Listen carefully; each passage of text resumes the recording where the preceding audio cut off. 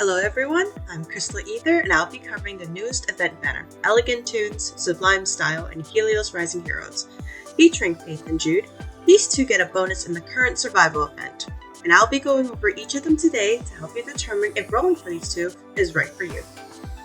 Before we begin, I just want to make a note that if you really like the card, then go for it.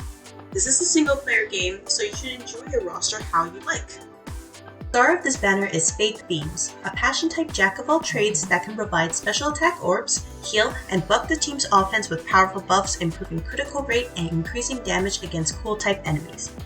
Notably, Special Attack Orb generation is an uncommon ability, so he stands out from most passion cards with that alone. On paper, this card is flexible and can cover a lot of roles. However, like most jack-of-all-trades, he tends to plateau because of his kit limitations. He can hit hard, but other cards can hit harder with powerful critical damage buffs and damage modifiers. On the other hand, other supporters offer defensive buffs or ways to regenerate burst gauge quickly, outperforming this version of Faith in terms of support. His skill cooldowns are also quite long with little to no limit breaks, so he can't take advantage of his first skill's damage modifier quickly, which is a problem in the game's endgame content that focuses on quick kills. Lastly, the links for his link skill are awkward in practice, as you're unlikely to pair Faith with members outside of West Sector after this event. For new players, the Elegant Tunes Sublime Style Faith is a good card to pick up, as he can cover gaps in smaller rosters.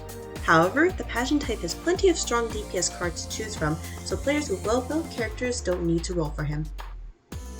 Moving on to the 3-star of this banner, Jude Ares takes a support role by blocking the event boss's stun debuff and directing attacks towards himself. Keep in mind that using his skills does consume his HP similar to his other cards, so manage his health appropriately. As for his links, he can take advantage of Bianchi's far more frequently due to their shared sector. The stun status isn't common outside of this type of event, but the ability to block the debuff is an asset with the increasing frequency of survive bosses carrying it for their special attack.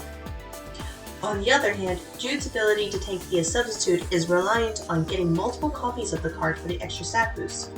Using him at 0 LB isn't reliable at Expert Plus without multiple sources of healing, but going out of your way to keep him alive can take away from maximizing your team's damage potential. Overall, this version of Jude is a nice pickup if you don't have any other sources to block stun, but otherwise won't see much use outside of this event in a well-built roster. The Elegant Tunes Sublime Style cards are a decent set for one of the last event gachas this year, and the 4-star card is one that's great for newbies.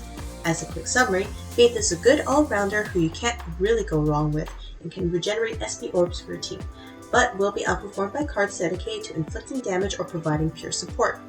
Jude is a source of stun veil and can work as a tank if in a pinch, but is otherwise unremarkable gameplay-wise. That's all for this analysis. If you enjoyed the content, I'd appreciate if you consider subscribing to the channel. Regardless, I'll see you all in the next video.